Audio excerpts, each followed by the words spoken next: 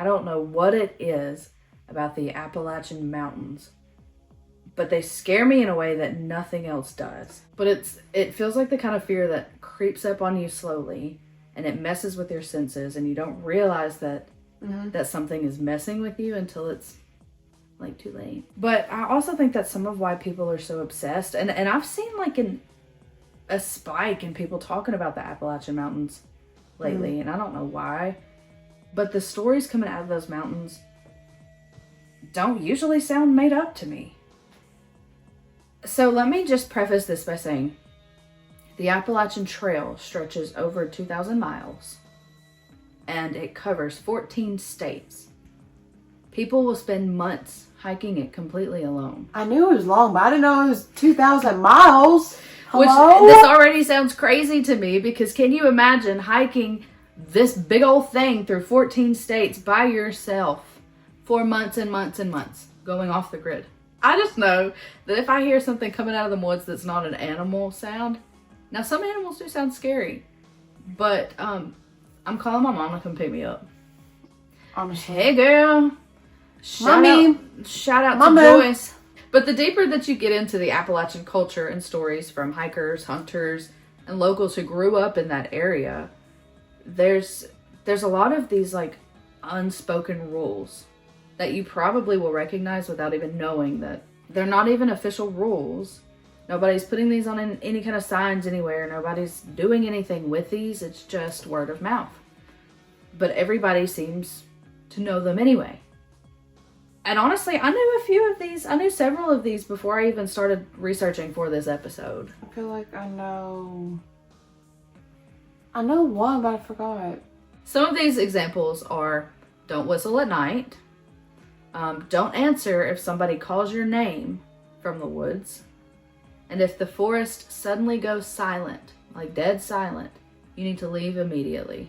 Apparently, according to half of the internet right now, if you see something that looks like a deer, but it moves wrong or something feels off, you need to walk away and just not acknowledge that you saw it. We're pretending it was not there. How can you pretend? Like, how do you, if you see something, your automatic fight or flight response is, you just stand there. You can't just not acknowledge that. And I know that some of this sounds dramatic and it sounds a little crazy, but what makes these stories so creepy in and of themselves is that even people who don't believe in paranormal stuff, kind of like we do, describes having these exact same feelings even when they're out there. So these people that do not believe in cryptids and things out in the woods believe these. All that to say, welcome to Chasing Midnight. I'm Isabelle, and I'm here to bring you all things that are spooky and mysterious that'll keep you up at night. Tonight, I'm joined by Lilly, who you probably recognize from our paranormal videos, but I figured that if I'm going to sit here and talk about all of this scary stuff, I was going to make her suffer through it with me. If you're new here and you're not yet subscribed to my YouTube, please take a second to go ahead and click that button. And let's get this page to big old triple digits, because it's not there yet. Come on. If you like my content, remember to like, comment, subscribe, go share, because you never know who is going to want to hang out with us next. So let's get on with this video.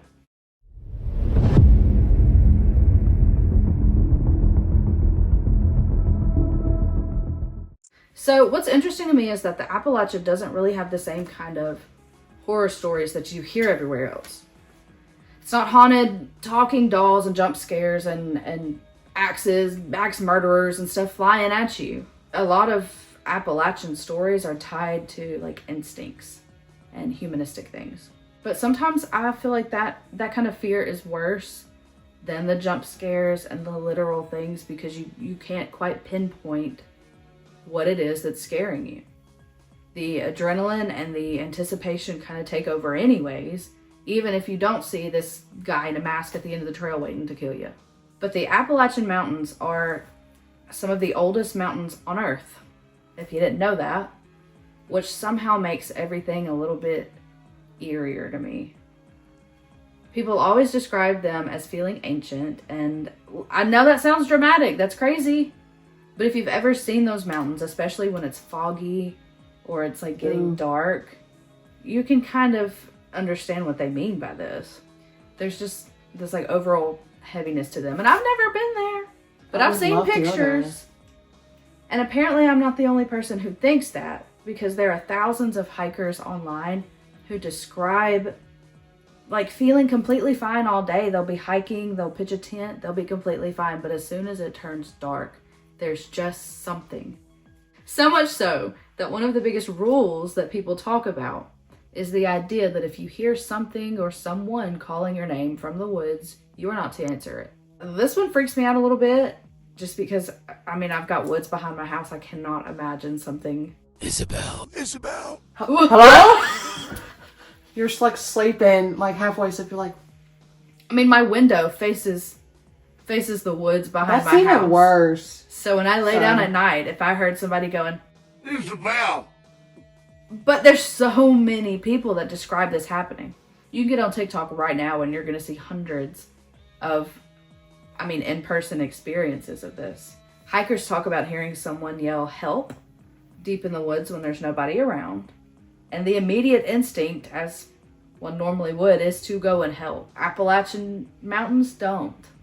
Just ignore it. Just move on. I would be like, where? I got you, girl. But it's also hard when some people hear voices that sound like family members or loved ones.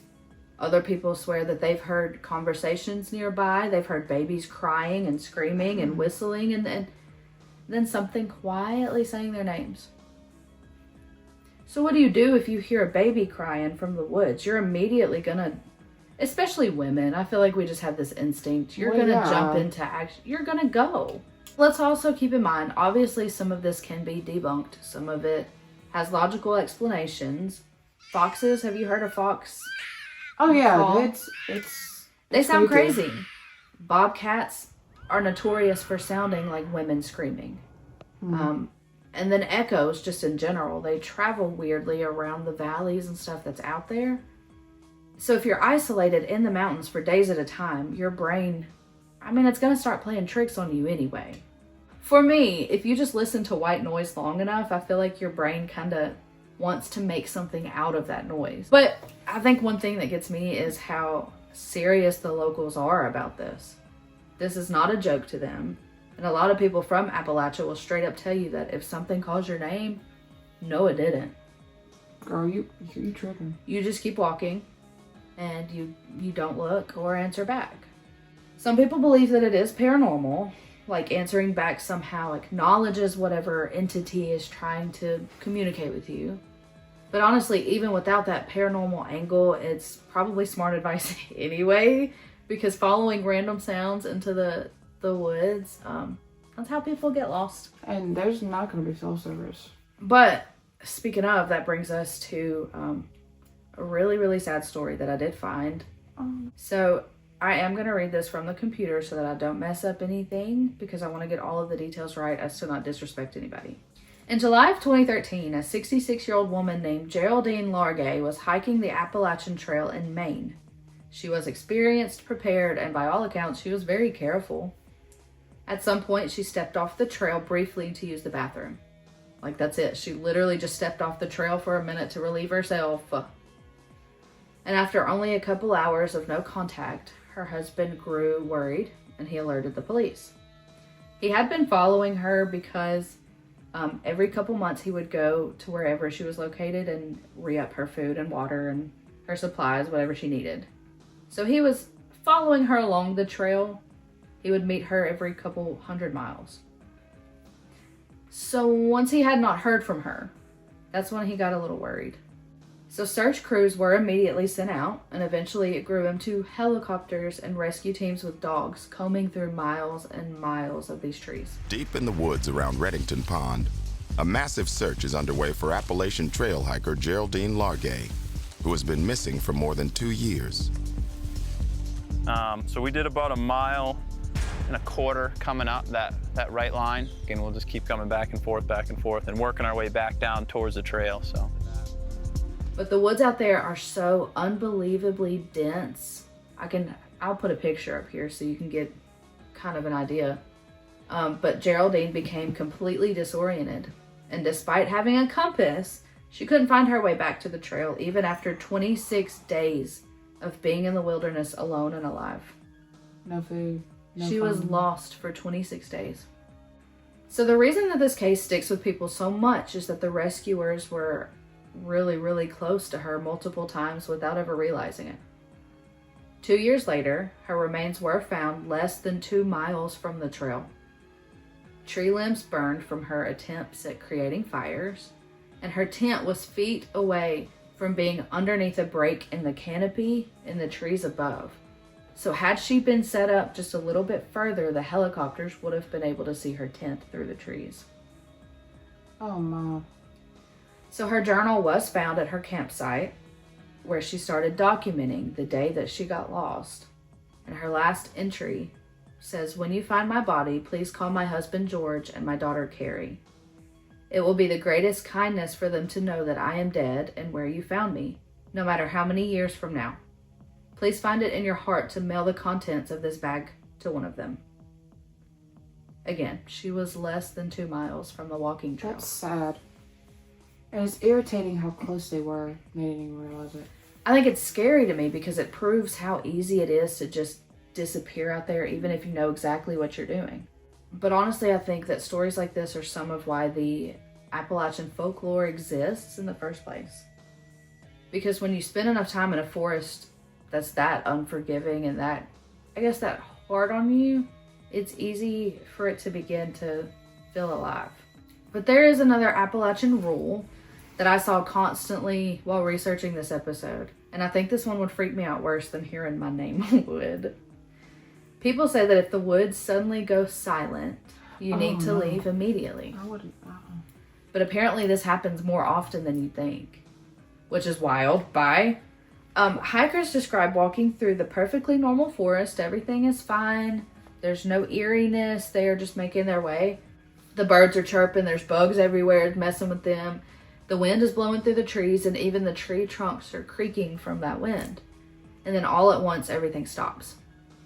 I mean, there's no birds, no bugs, no breeze. It is just stillness. It is complete silence in an environment that is always moving. And scientifically, yes, animals do go quiet when there are predators near. But people who have experienced this firsthand say that it feels different than any kind of normal quiet. There's normally still like a soft hum of the wind or something even when animals and bugs do go silent. But this has been described as if the earth were holding her breath. Some people say that they immediately felt panic afterwards, and others suddenly felt like they were being watched. But honestly, I think that humans are probably better at sensing danger than we give ourselves credit for.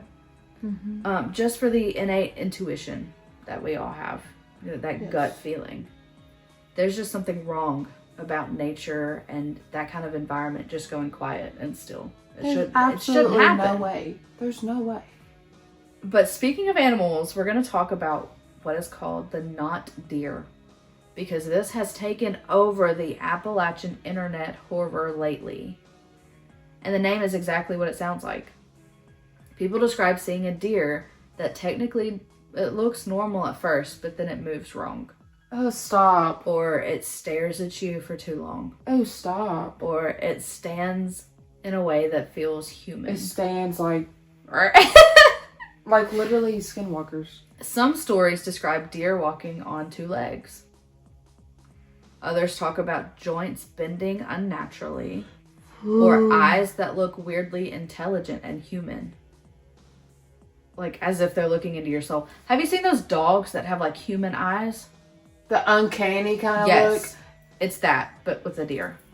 One thing I can't handle is, okay, if you ever, off topic a little bit, but if you ever seen Pet Sematary, the new movie, there's a scene where the woman is like cracking. I can't handle that. I cannot handle when people stretch like that in movies. Now, if I see a deer, I'm dead. I'm dead. I think it's just, a deer is one of those animals that, I guess for me, you see it walking across and you're like, oh, Bambi! Oh, like, Bambi! I'm here, little baby. And then you see it stand up on two legs. Bye. But even the ones, because some of them say it'll stare at you too long. And you can't prove that anything's wrong with this deer. You just get that feeling. But that feeling's instinct. always right. You get that instinct that That gut feeling is not right. But because what do you mean this deer is standing like this? I think Staring at you. No, if I ever saw a deer standing like that, looking at, I want to say that I'd square up and I'd be like. Usually deer do that when they're fighting, but just staring at you like this, that's not normal. That is not normal. I think in reality I have the survival instincts of a raisin, so I would just turn and run away. I guess I'd just be done for. I would be dumb. I would just be staring at it like... It was nice knowing y'all. It would be chasing after me and I would just be like... I would be so dumbfounded. You've mentioned this a couple times, so I do want to include it, but a lot of Appalachian locals get a little upset when people say these are skinwalkers, because not every creepy mountain story needs to be labeled as a, quote, skinwalker, because that legend belongs specifically to Navajo culture, not Appalachia. Okay. Let's move on to cryptids, because if there's one cryptid that is synonymous with the Appalachia wilderness, it's going to be Bigfoot. I'm the type, I want to believe, but I need to see actual footage. From everything that I've read, this goofy guy loves the Smoky Mountains. He loves it. There are countless reports throughout Appalachia from hikers and campers who describe hearing footsteps outside their tent at night. They hear deep screaming sounds echoing through the woods. They have had rocks being thrown into their campsites from with no logical explanation. Or they have seen enormous, shadowy, hairy figures standing between the trees before disappearing. So I did actually have a Tennessean listener reach out on Instagram to explain his own Bigfoot experience. Oh. But his accounts match others that I've read to a T.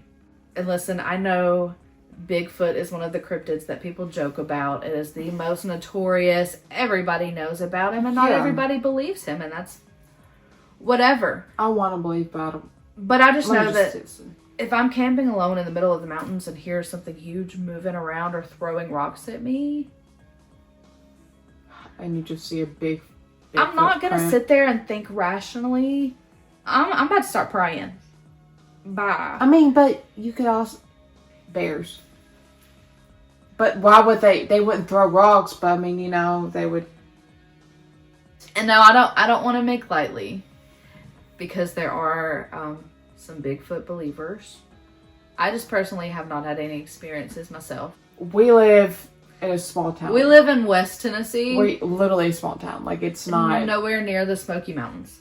So I've had no chance to experience this of my own. But even then, any of these Appalachian monsters, for lack of a better word, if one is going to stay hidden, these are the guys that are going to know how to do it.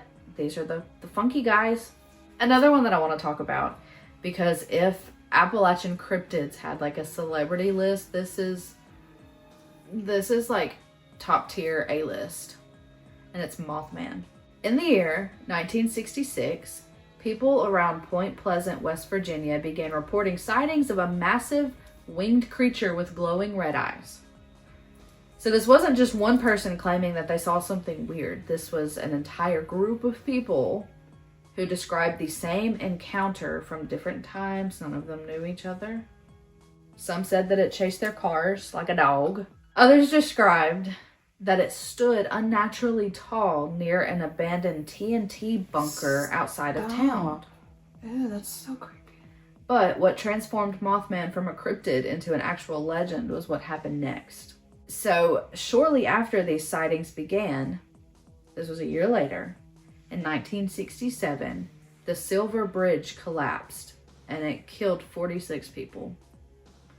So after all of these sightings and then this big horrific accident, people started to wonder whether Mothman was a warning or if he was some kind of bad omen. So to combat this idea and instead put a positive spin on the idea of paranormal and cryptids and whatever, while also drawing in that tourist money to help the community, because it did kind of crash a little bit, a 12-foot Mothman statue was put up in Town Square in 2003, and it still stands in Point Pleasant today, and it is a big like tourist area now. But honestly, Appalachian folklore gets even darker when you start digging into those Cherokee legends like Spearfinger and the Raven Mocker. I don't have a lot of information about them, but I will share with you what I do. So Spearfinger was said to be a stone-skinned witch living in the mountains. I can see that. With one long razor-sharp finger that she would use to kill victims before she would eat their livers. Cannibal. Which, disgusting behavior, but like, go off. Girl, bye. Girl, bye. But then you have the Raven Mocker, which is a spirit associated with death and sickness that was said to steal years from dying people. But what's wild about a lot of the Appalachian folklore is how often it warns people not to wander out alone, not to trust unfamiliar voices, and not to ignore your instincts. Because a lot of these stories weren't created just to scare people. They were survival stories. They were warnings for mostly children who end up passing the stories down to their children and so on and so forth. But they have stayed with us after all of these years, and I'm sure they'll continue to haunt the future generations. I hope they do, because if we lose sight of Bigfoot in the next 50 years, I'm gonna sound crazy when I go around saying, hey, you ever heard of the Bigfoot? They're gonna be like, you ever heard of Bigfoot? You heard of Mothman? They're gonna look at me like, hello? Are you okay? They're gonna put me away somewhere. But if you're still here with us and you really want to disappear down an Appalachian Mountain rabbit hole, let me introduce you to the Moon-Eyed people. This is one of the weirdest legends in the entire region to me, because nobody can fully agree on whether it's mythology, whether it's misunderstood history, or if it's just something else completely. So according to Cherokee legends, there were supposedly people already living deep in the forest of Appalachia before the Cherokee arrived. They were described as pale-skinned with unusually large eyes, and I read that they were blue eyes. Really, really light blue, almost white. Oh, wow. And according to some versions of the story, they couldn't tolerate sunlight well, which is why they were supposedly most active at night under the moonlight, which is how they got their name, the Moon-Eyed people. Some stories describe them as small and thin, and others describe them as almost ghost-like. There are even legends saying that they lived in caves throughout the mountains. But what made this hold so much weight is that these stories didn't just appear in our lifetime. Versions of this legend were documented hundreds of years ago, and they state that they were driven out of the area in a battle at Fort Mountain when the Cherokee realized that the moon was too bright for their eyes, and they used that to their advantage. So they fought for the land, and the Cherokee won. Now, historians obviously debate this entire thing. Some believe that the stories were misunderstood or they've been altered over time, and it's kind of like the game Telephone. Somebody changes something and it just gets repeated. And others think they may have referred to another indigenous group entirely. Some people even believe that this could have been the first sighting of aliens. But still, imagine being in the mountains at night, surrounded by caves and fog and darkness, while hearing the stories about pale figures watching people from the woods. Joke's on you, it's just me. It's just me, because I'm so pale that I could glow in the dark. I don't tan. Speaking of glow in the dark, one of the oldest Appalachian mysteries is something called the Brown Mountain Lights in North Carolina. For literally hundreds of years, people have reported glowing lights floating over Brown Mountain near Linville Gorge. People describe white, blue, or orange lights. Sometimes they're hovering, sometimes they're moving, sometimes they disappear completely after a few seconds. But what's wild is that even scientists have investigated them over the years, trying to logically explain what people are seeing. Some theories say that it's atmospheric reflections, and some say that they're due to swamp gas. So in 1922, the United States Ecological Society investigated the Brown Mountain phenomenon, and they determined that the lights were car headlights or from passing trains. What? However, this was disproven after a massive flood wiped out all of the roads and the tracks on the mountain, but the lights still appeared. So are they like just coming and then just, and then, that it's like a drone kind of then? Yeah, it'll just like hover. But, I mean, the Cherokee are at the heart of the Appalachian Mountains. So Native American legends tell a sadder story behind these lights. Cherokee legend claims that there was a bloody battle between Catawba and Cherokee warriors on Brown Mountain. Mothers, widows, and sisters set out into the mountains after the battle was over, carrying torches to search for their loved ones. Ugh. So they explain these glowing lights as the spirits of the Cherokee women who are still searching for their loved ones. That's awful. That sucks. But whether the explanation is paranormal or not, imagine standing in the middle of ancient mountains at night and watching these lights just You're just go like, over. Oh, okay. If I go into an area and there's a bunch of lightning bugs or something, I'm just like, oh, I love my life. This is so pretty. You would be killed right there. So if I get up on this mountain and there's little bitty blue orange lights or blue and whatever. orange and whatever, I'm gonna be like, Oh my goodness. And then it'll be dead. oh. I don't think they've ever killed anybody. But at the end of the day, I think what makes Appalachian stories hit differently is that most of them aren't really about monsters or creepy things in the dark. They're more so about realizing how small you are in the middle of this 2,000-mile trek that has existed long before us and will still exist long after us. Because when you strip away those city lights and the noise and the daily distractions, humans are actually pretty fragile. And maybe that fear of the unknown is why these stories stick with people so much and continue to be passed down. Not because we necessarily believe that every legend is true, but because deep down, most of us know what it feels like to sense danger before we can explain it or figure out why. So maybe the people who made these rules weren't necessarily crazy. Maybe they were just trying to survive and guide their children the best way that they knew how. Like, I'm sorry, but there's way too many people saying the exact same things about Appalachia for me to be completely comfortable with the idea of even going. What's funny is I didn't even touch on everything. I did not even touch. Oh, there's more to that. I touched Way on more. some of the most popular, but there's so much more. There's so much to deep dive into, and I may end up doing a second episode about this and kind of deep dive more into the other ones. I mean, what do you think? Do you think these are just old mountain stories, or is there actually something weird out there? Well, has it been thoroughly looked through? Like, you know how the ocean, they stop exploring it. Like, I mean, the Appalachia, have they looked through everything? Like the Amazon forest, they have not looked through everything in that.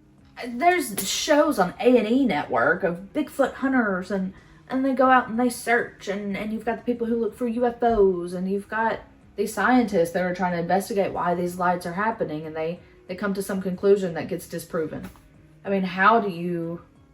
There's always a way. If you don't follow me on TikTok, go ahead and do that, at Chasing Midnight Pod. Yes. I posted a Now. TikTok. Right now. You're going to do it right now. And it was like, what is the scariest thing that you've experienced but nobody believed? I've never experienced anything traumatic. Do you know Like that half of my comments were Appalachian stories? I believe there's like cults, witches, cannibals. Like, I won't doubt there's all these kinds of people, because they got crazy people up in there. There's also somebody's grandpappy making moonshine off in the woods, but yeah. But hey! And like Geraldine, who got lost very easily, I wonder if some of these stories were originally created as warnings to say, don't go come up off, here. don't talk to Just strangers. don't come up here. You know what I mean? To us, it feels dramatic. It feels crazy. It feels like these are so off the wall things, but to them, that's their daily. That's their normal. These are stories that they grew up hearing, just warnings, and it's not necessarily weird. I just think, kind of like you said, I think it hasn't been looked into enough. It needs to. Because, I mean, that's on Earth. The ocean, I get it, but it's on ground. You know what I mean? It's not up in space in the universe. It's on Earth. Like, it's on the ground. Who's willing to do that? Because, well, you've got these hikers that are doing it alone, but they're not. And they don't fully, and then you never hear from them again. So you're going to have a team, like a whole thing going on. But no one's going to pay for that. All right, so next Chasing Midnight episode, there will be 12 of us going to the Appalachian Mountains, and we're going to bring you answers. If we don't come back, you know why. We're going to get off here. It's bedtime. Yes, it is. Nana, I love you. Bye. Love y'all.